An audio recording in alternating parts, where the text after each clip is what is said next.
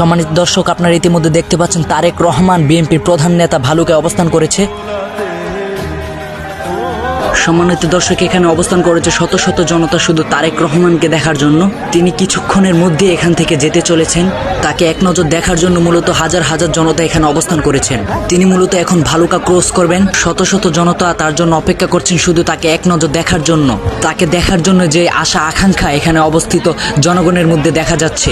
তিনি কিছুক্ষণের মধ্যেই এখান দিয়ে যেতে চলেছেন এবং দেখতেই পাচ্ছেন পুলিশ এবং বিভিন্ন সরকারি কর্মকর্তারা এখানে শান্তি শৃঙ্খলা বজায় রাখার চেষ্টা করছে।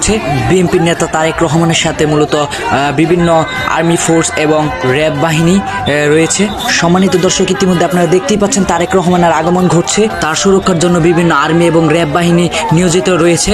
তারা কিন্তু বিএনপির প্রধান নেতা অর্থাৎ তারেক রহমানকে কঠিন সিকিউরিটি দিচ্ছে।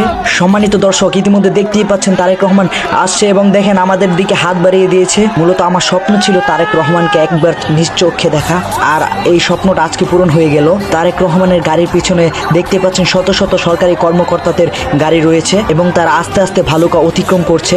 হাজার জনতার ভিড়ে আসলেই তারেক রহমানকে দেখা একটা স্বপ্নের মতো। তারেক রহমানের গাড়ি মূলত অতি দ্রুত এখান থেকে প্রবাহিত হচ্ছে, যার কারণে আমিও তার পিছনে দৌড়াচ্ছি যদি তাকে আরেকটা নজর দেখা যায়, কিন্তু না, ধরতে পারলাম না গাড়িটাকে আমি। যাই হোক, আমার স্বপ্নটা পূরণ হয়ে গেছে তারেক রহমানকে সরাসরি দেখা। তার সুরক্ষার জন্য দেখতেই পাচ্ছেন অ্যাম্বুলেন্স এবং বিভিন্ন ক্যামেরা পিছনে রয়েছে, পুলিশ কর্মকর্তা আর বিভিন্ন সরকারি কর্মকর্তা রয়েছে। সবচেয়ে বেশি রয়েছে র্যাব বাহিনী। তারেক রহমানকে নিজ চোখে দেখবো এটা আমি কখনো ভাবতে পারিনি। তো সবাই ভালো থাকবেন, সুস্থ থাকবেন। আল্লাহ হাফেজ।